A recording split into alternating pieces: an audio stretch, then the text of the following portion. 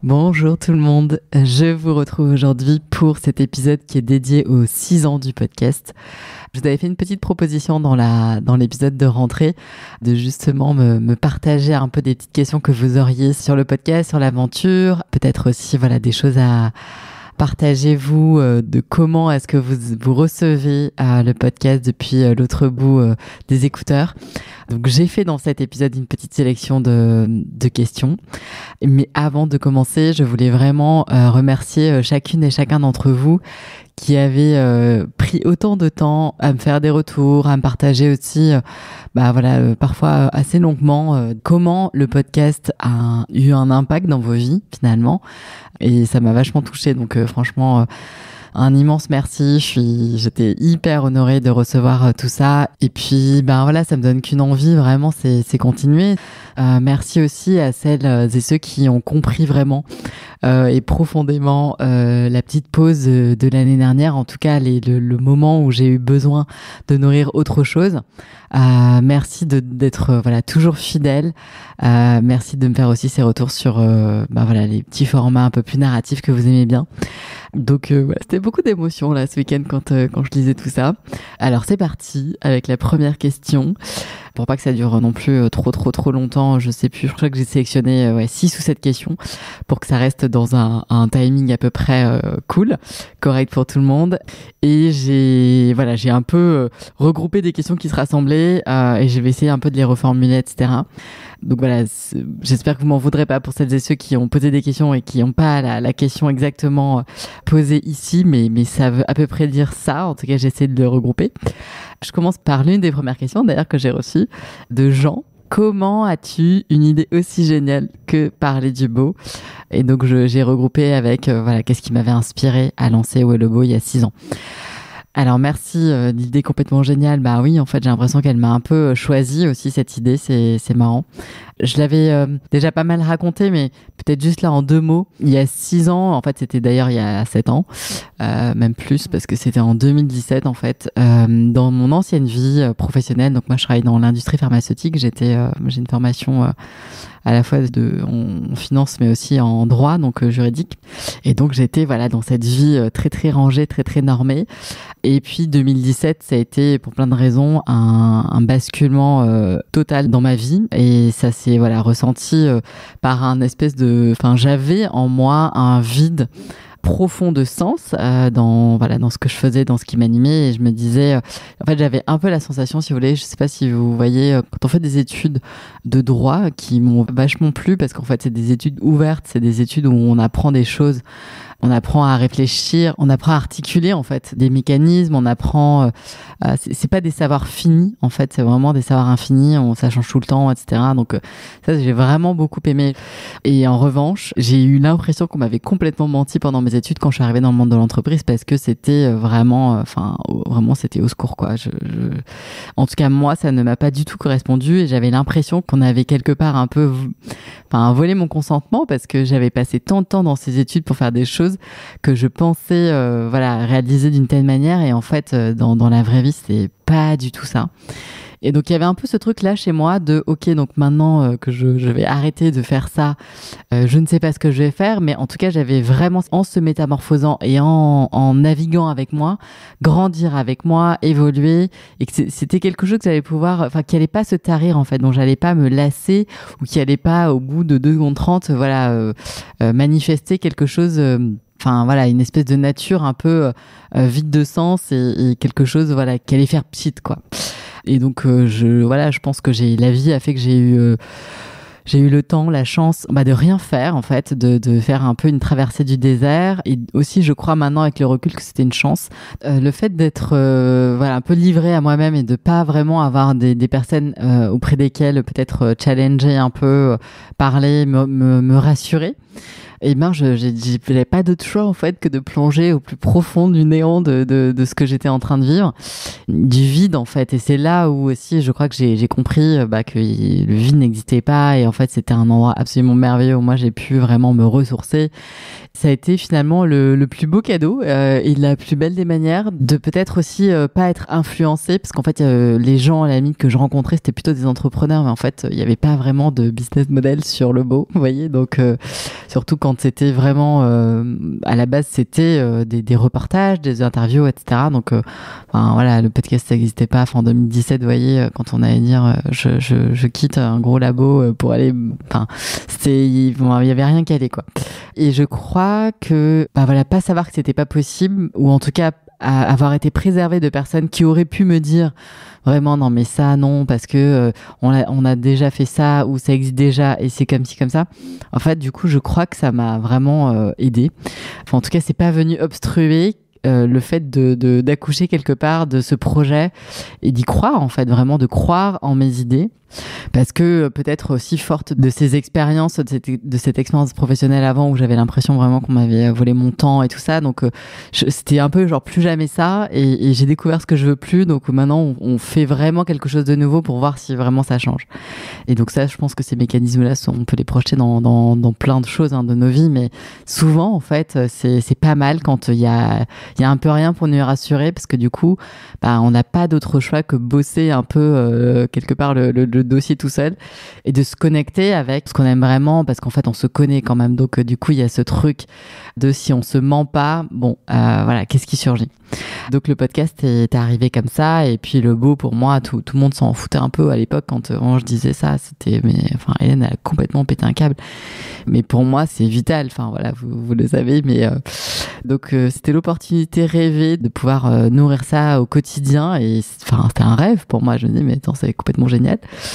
Donc voilà, donc c'est une crise de sens qui fait ça quelque part, existentielle, et qui a fait d'ailleurs pas mal de dégâts au début dans ma vie, et quand on le prend vraiment dans toute son intégralité, parce qu'en fait cette question du beau, je pense que je l'ai vraiment vue avec toutes ses facettes, pas forcément au début, mais je pense que voilà, c'était bien aussi de pas trop savoir au début. Et aujourd'hui, je pense que j'en suis encore qu'au début, quelque part, de ce cheminement. Donc c'est vraiment, disons que 6 ans après, jamais je pensais que je serais toujours sur le même sujet, quoi. Me connaissant vraiment, vraiment pas. Donc comme quoi, en fait, quand on s'écoute vraiment, il y a quelque chose qui, contre toute attente, vient un peu nous montrer d'autres facettes de nous-mêmes, quoi. Et ça, c'est vraiment chouette. Après, on a Léa qui me demande comment as-tu vu évoluer ta conception du beau au fil des épisodes. Hyper intéressant. Oulala, je sais pas par où commencer, mais avec le recul, je pense que ce que je peux dire, c'est vraiment que, en fait, j'ai fait l'expérience du beau à la lumière de qui j'étais, quoi. Au début, je fais vraiment l'expérience du beau conditionné, standardisé, dans lequel moi j'étais imprégnée, dans un beau qui était vraiment du paraître, en fait. Et maintenant, je dirais qu'on est un peu plus dans une valence de beau en mode pour être, et pas paraître. Donc c'est assez intéressant. Je me suis rendu compte vraiment que au tout début, si je fais cet exercice-là de me souvenir, en fait, comme j'étais complètement, voilà, vous voyez, j'avais ma prise de conscience écologique, etc. Tout ça est venu très très tard, en fait, avec le podcast, en fait. Donc, vous voyez, imaginez-vous, moi, je sors avec tous mes conditionnements de quelqu'un, je pense, voilà, qui est juste esthète, en fait, et qui est touché émotionnellement, qui a un rapport émotionnel très fort avec les objets et les lieux, et qui se retrouve à avoir carte blanche pour aller interviewer qui elle veut, faire ce qu'elle veut toute la journée, etc. Vraiment, c'était les premières années, j'avais beaucoup de liberté, en fait. C'était d'ailleurs vertigineux de trouver. Donc en fait, quand là je me suis replongée dans les premiers épisodes, c'est marrant, c'est vraiment donc des personnes qui me touchaient profondément. Je crois que j'étais un peu lasse de la manière dont on traitait le beau dans les magazines, où on posait certaines questions aux créatifs, en fait, qui moi m'ont complètement fascinée depuis le début, depuis que je suis petite, je suis complètement fascinée par la création de manière générale, et j'en avais un peu marre, voilà, des questions, c'est quoi votre couleur préférée, par qui vous êtes inspiré, je me dis c'est bon, on a autre chose à dire. Donc il y avait un peu ce truc là au début, mais après j'étais quand même dans le moule total d'une certaine bien-pensance de la beauté, d'une uniformisation finalement dans lequel j'étais aussi. Et en fait, le podcast m'a aidé, je pense, à enlever les couches, c'est-à-dire ça, c'est un truc qui ne m'appartient pas, c'est un sens du beau qui ne m'appartient pas, je le reconnais, mais en fait, c'est pas le mien. Je crois qu'en fait, ça a été vraiment ça au tout début, l'initiation sur la différenciation. C'est-à-dire, parce que forcément, hein, l'endroit dans lequel on vit, les personnes qu'on côtoie quand on est enfant, quand on est ado, c'est un peu des rôles modèles, en fait. Des rôles modèles sur le beau, j'en ai eu plein. Et en fait, j'ai dû, quelque part, un peu me séparer de ce qui ne m'appartenait pas, enfin, de ce qui m'avait permis, je pense, d'arriver, d'avoir suffisamment d'amour pour le beau et pour tout ce qui surgissait comme ça, toutes ces émotions incroyables qu'on a à travers notre art de vivre, parce qu'en fait le beau c'est très large, donc moi c'était quand même un prisme assez niche de le beau qui s'incarne dans des objets, dans des lieux, dans notre art de vivre, donc ça c'était vraiment depuis le début ça, mais je crois que voilà, je devais peut-être un peu faire ma mue quoi, enlever ce qui avait été bien jusqu'à présent mais ce qui était plus nécessaire désormais, donc ça je crois que le podcast m'a beaucoup aidé parce qu'en fait comme j'avais le choix, du coup j'ai dû vraiment me questionner, comme j'avais le choix sur les invités, c'était vraiment bien de faire cet exercice-là. Mais après, comme je le partageais dans je sais plus quel épisode, mais c'est vraiment ma rencontre avec François Champsor, enfin l'interview que j'ai fait avec lui, qui m'a comme autorisé, parce que j'avais en face en fait de moi quelqu'un qui vivait la même chose, mais qui m'a vraiment autorisé à vivre cette espèce de cosmos shift un petit peu de ma pensée pleinement. En me disant en fait je suis pas la seule et il y a vraiment un gros du beau dans lequel j'étais qui était coupé et hors sol et on est plein finalement à avoir quelque part ce cheminement là et on nous a pas appris et voilà, c'était pas la faute de quelqu'un, c'était juste qu'en fait le monde est comme ça. Et en fait là je me suis dit mais c'est évident que le beau est tout autre chose que ce qu'on nous sert aujourd'hui. Parce qu'en fait, jamais le beau amènerait quelque part à détruire la planète, enfin à détruire l'écosystème vie de cette planète, ce qui est au fin fond du cosmos. Et en fait, tout le monde encore se demande comment c'est possible qu'on arrive à vivre, qu'il y ait autant de beauté sur cette planète. Enfin, en fait, je me suis dit, bah non, il y a quelque chose qui va pas dans notre relation au beau et peut-être qu'en fait, on n'est pas vraiment en relation mais qu'on est que en rapport avec le beau, etc. Donc, tout ça, ça a vachement... Enfin voilà, c'était long hein, à prendre conscience de tout ça. J'ai compris qu'en fait on construisait nos goûts et ce qu'on aime aussi par mimétisme et à quel point ça c'était dangereux. J'ai vraiment à l'indifférence des dommages collatéraux que cause justement le beau qui fait bien d'être consommé quelque part.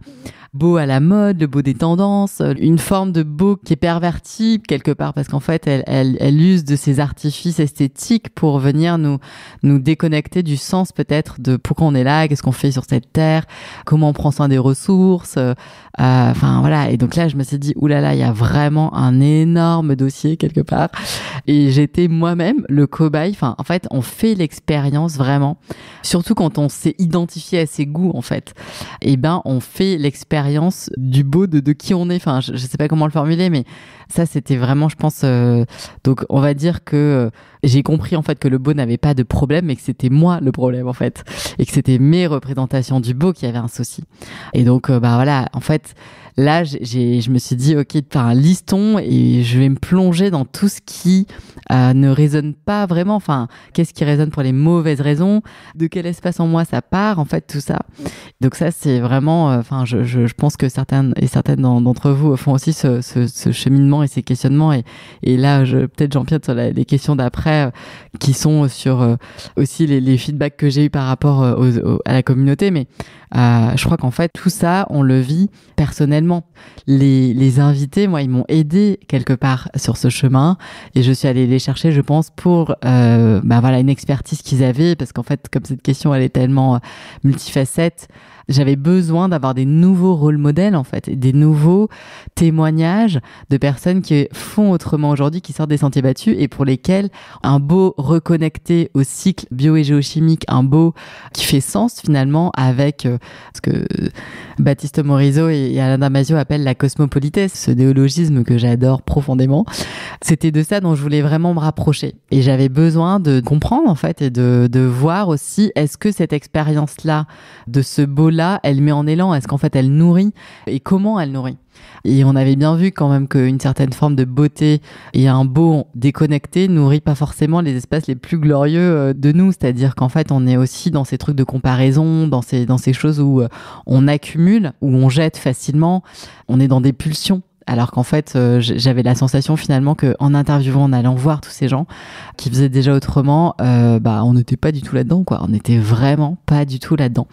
Donc il y avait un côté évidemment philosophique quelque part, une quête un peu existentielle. Donc je pense que voilà, c'était, comment dire, pour moi je le vois un peu comme un voyage. Et aussi, je suis contente et vraiment je suis heureuse de ça parce que ça aurait pu ne pas être le cas, honnêtement, parce que en fait le podcast quand même évolue beaucoup, a toujours pas mal évolué, mais ça s'est quand même intensifié ces dernières années. Depuis le Covid en fait. Et vraiment je suis contente parce que vous avez compris, en tout cas si vous êtes encore là, c'est que ou si vous arrivez, c'est que peut-être vous le comprenez a posteriori, mais vraiment que ce chemin de cette question où est le beau, même escarpé, en fait était enthousiasmant, véritablement. Enfin, en fait, il y avait quelque chose.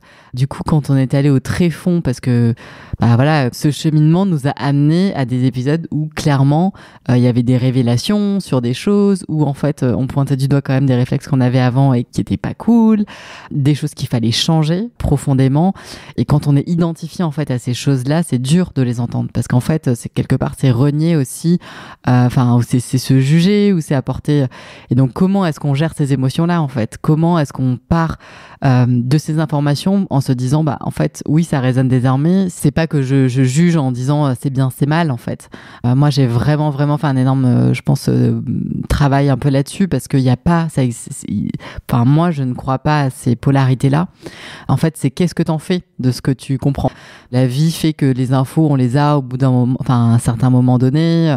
C'est l'évolution aussi de notre société en fait, tout simplement, et c'est comme ça. Et si on était né peut-être dans d'autres familles autre part ailleurs, on aurait eu d'autres compréhensions du monde. Mais là, l'idée c'était que moi j'avais ça, et que je me suis dit peut-être que je suis pas la seule, donc je vais le partager et je vais interviewer celles et ceux qui ont vraiment capté les choses. Et en revanche, là où moi je crois que c'est quelque chose qui est très important pour moi, c'est le filtre que j'ai dans mes invités, parce qu'en fait là-dedans, moi ça a été vraiment un exercice un peu périlleux parfois, de devoir choisir en fait les gens qui avaient vraiment compris, des gens qui étaient en train de faire du greenwashing, ou en fait qui n'avaient pas forcément compris, pas du greenwashing conscient, mais du greenwashing inconscient, vraiment, parce qu'ils n'avaient pas mis vraiment à côté les enjeux, les engendrements de tout ça, et que du coup ils avaient l'impression que c'était bien, alors que pas du tout. C'était même pire que quelqu'un qui est pas conscient des enjeux parfois. Donc vous voyez, ça a été aussi musclé en fait en moi, ma boussole intérieure un peu pour naviguer avec panache dans ces océans de greenwashing, et aussi ces océans en fait de pensée, de contradiction, c'est vraiment, on n'en est pas, découvrir tout ça tous en même temps, c'est impossible qu'on ait tous les mêmes réflexes et qu'on en retire tous les mêmes choses. Donc du coup c'est aussi naviguer dans ces différenciations, et parmi les différenciations comprendre si c'est ok, en fait, on est sur la même voie, mais on n'en est pas au même step, on n'est pas au même niveau de la carte, mais on va quand même dans la même direction. Et des gens qui ont pris vraiment d'autres chemins, et qui sont beaucoup plus farfelus peut-être, ou beaucoup moins peut-être intègres, et qui sont pas les nôtres. Donc ça a été vraiment pas se perdre pour moi. Ça a été the challenge, on va dire. Et voilà, et donc de me rendre compte aussi que malgré les révélations qui ont été faites dans ce podcast, malgré aller un peu titiller toutes ces choses en fait qui nous constituent un peu jusqu'à présent pour bon nombre d'entre nous, en tout cas pour celles et ceux qui sont esthètes et qui ont vraiment ça dans leur vie en fait, où c'est important, le beau est important. Merci en fait de pas être parti, parce qu'on peut aussi avoir ce truc de fuite quand on a ces informations qui arrivent à notre conscience. Et voilà, et plus que jamais, je crois que vraiment le beau est l'affaire de tous. Donc ça, on va continuer à le nourrir. C'est aussi pour ça que les épisodes, je suis passée par plein d'étapes et j'ai eu beaucoup de propositions et de choses, mais en fait, je veux vraiment que le podcast reste gratuit. Les épisodes du podcast Où est le beau interview. Et donc voilà, donc c'est des partenaires engagés, des sponsors qui comprennent, qui me laissent ma liberté, et après nourrir avec des contenus beaucoup plus fouillés, beaucoup plus exclusifs, une communauté qui est ceux qui aujourd'hui ont envie de partager aussi, moi, mes découvertes, mes expériences de manière plus intense, et sont OK pour rentrer dans ce cercle un peu plus resserré. Mais la base, vraiment la base, sera toujours disponible. Alors, une autre question. On avait Charlotte qui me demandait, est-ce qu'il y a un moment où un invité m'a particulièrement marqué au cours de ces 6 ans ? Franchement, ils m'ont tous marqué. Vraiment, vraiment, je les aime. Enfin, je crois vraiment que c'est l'énergie d'amour que j'ai pour chacun des invités. Donc, j'ai pas de préféré, en fait, vraiment pas. Peut-être là, juste une rencontre. Après, il y a des rencontres humaines qui nous touchent plus ou moins. Et là, une rencontre que moi j'appelle un peu les rencontres complètes, un peu des gens qui sont vraiment complets sur le beau. Et cette complétude, cette sagesse m'inspire beaucoup. C'est Véronique Mur, dernièrement. Donc, c'est cette botaniste que j'ai interviewée à la fin de l'année 2024. Donc, vous pouvez retrouver son épisode. Donc, ouais, la rencontre avec Véronique, c'était... Enfin, je la connaissais avant et j'étais fan déjà de... En fait, je suis fan de la manière dont elle s'exprime, je suis fan de la manière dont elle nous partage, en fait, son amour pour le vivant, vraiment. Et donc, le beau, quelque part, en fait, qui surgit comme ça... qui est fait avec une intelligence qui nous dépasse. Enfin, vraiment, c'est là où on voit... Enfin, en tout cas, c'est grâce à des passeurs, je crois, comme Véronique, qu'on comprend qu'il y a un mystère, en fait, là-dessous et que, bon, bah, nous, on a un peu... On joue dans une petite cour d'école, mais en fait, bon, le sujet du beau, enfin... C'est vertigineux, quoi, vraiment. Et oui, et j'aime son œil, j'aime son livre, ses photos. Enfin voilà, c'est des gens vraiment, on est en amour et je me dis, bah j'aurais adoré l'avoir comme prof. Enfin voilà, il y a des gens comme ça. Donc Véronique Mur, ouais, je crois que ça a été une super rencontre en 2025. Anna qui me demande, est-ce que j'ai remarqué des changements dans la perception du beau parmi mes auditeurs depuis le début du podcast? J'en parlais un petit peu tout à l'heure et oui, j'ai eu beaucoup de témoignages et d'ailleurs c'est vraiment complètement dingue parce que bah oui, le beau a fait aussi son petit tourbillon, je crois, chez pas mal d'entre vous, surtout quand on a compris qu'il y avait ce sujet de la cosmopolitesse, en fait, du beau qui le basculait totalement et qui venait rabattre les cartes et nous emmener ailleurs, en fait, vraiment nous emmener ailleurs. Donc, en tout cas, c'est ça. Après, sûrement, un peu comme moi, parce que je suis aussi une grande consommatrice de podcasts, et c'est vrai que je fais pas forcément des retours à tous les podcasteurs que j'écoute par rapport à certains épisodes qui m'ont vraiment marqué. Donc voilà, j'imagine aussi qu'il y a des choses que je ne sais pas, et heureusement, mais d'impact, en tout cas, de certains invités ou de certaines choses par rapport au voice note, etc., que je partage ici. Donc ça, c'est génial aussi. Mais bon, peut-être que vous aurez envie de me le partager, je sais pas, en petits mots sur Instagram ou en notant aussi le podcast ou tout simplement en le partageant. Franchement, les partages des épisodes, c'est vraiment la plus... Enfin, c'est comme ça que vous honorez le mieux, je crois, mon invité et tout le travail qu'on fait avec ce podcast. Donc, vraiment, un immense merci de faire ça d'avance. Et merci aussi d'être OK avec ce spectre très large, en fait, du beau et du bon, hein, d'ailleurs, parce que le bon a rejoint l'aventure en 2021. Déjà, 2021, oh là là.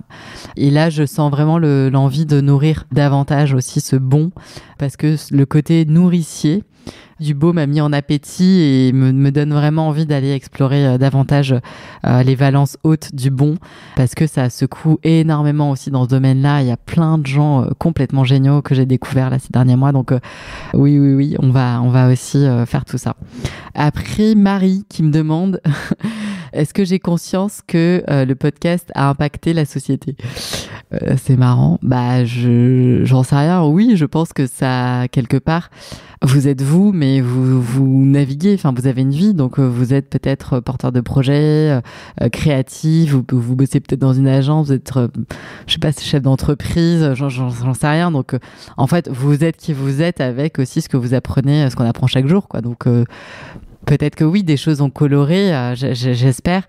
J'ai eu beaucoup de témoignages aussi comme ça et aussi pas mal de personnes là que j'ai pu rencontrer avec les projets de l'ASSO notamment. Donc ça c'est super et je crois aussi qu'on prendre conscience en fait qu'on est tous des vecteurs quelque part d'influence ou qu'on est tous comme on fonctionne par mimétisme, hein, c'est un fait, même si on essaie de nourrir notre pouvoir intérieur quelque part et le fait que voilà on a cette boussole et on s'éparpille pas, on se perd pas, mais on est quand même impacté et coloré par le monde. Donc voilà, le seul truc qu'on a, c'est pouvoir choisir par qui, comment, en choisissant ce qu'on écoute, ce auprès de quoi on se met au contact, etc. Donc Je crois que oui, ça fait partie de un peu des...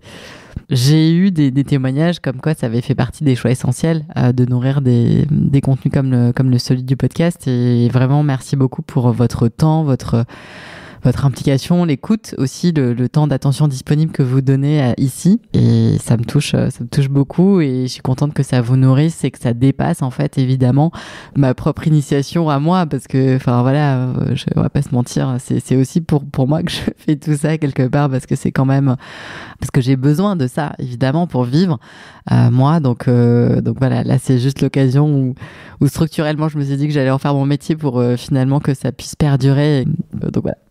Pia qui me demande comment est-ce que j'envisage l'avenir de Où est le beau ? Très bonne question. Alors j'ai envie de vous dire à la fois j'en sais rien et à la fois j'ai évidemment plein d'envie et j'ai pas mal de choses déjà qui sont un peu sur les rails.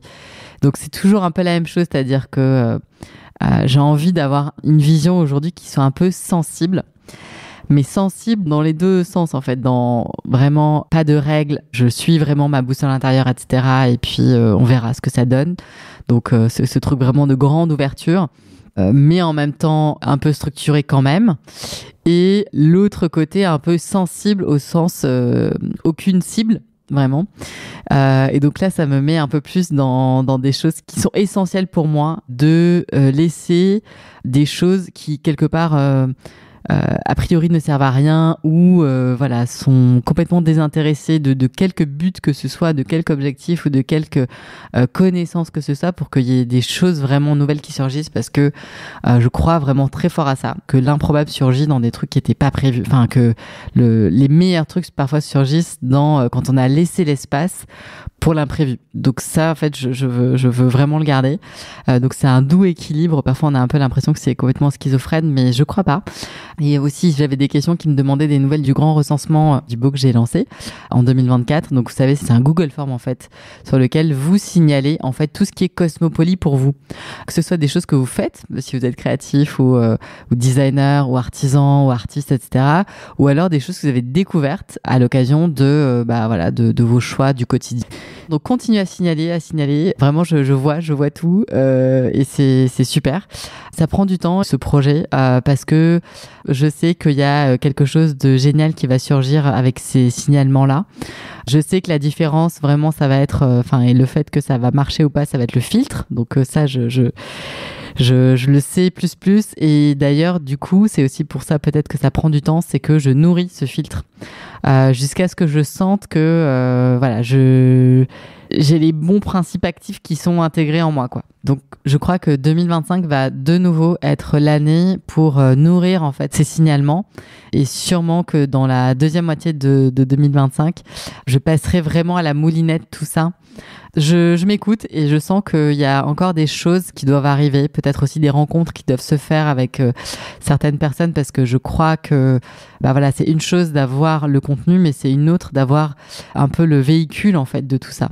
Et il faut un super bon véhicule, ultra bien fait, ultra bien câblé, qui soit très simple. Et comme j'ai pas mal d'exigences là-dessus, parce que là les choses qu'on m'a proposées jusqu'à maintenant, franchement non. Enfin ça va rien changer vraiment dans la manière dont on va percevoir les choses. Je sais pas comment vous l'exprimer, mais en tout cas, je sais qu'on n'y est pas encore. Donc, c'est sûrement parce que j'ai pas encore rencontré totalement les bonnes personnes peut-être pour le faire aussi. J'ai reçu pas mal d'autres questions. Je suis désolée pour celles et ceux à qui je réponds pas. Je vais essayer de répondre en direct. Et après aussi, j'en ai eu deux là sur ce sujet, et en fait, ça fait écho avec c'est une question qu'on me pose tout le temps. Est-ce que je suis agent de designer et de créatif engagé ? Alors, j'aime pas du tout cette casquette en fait.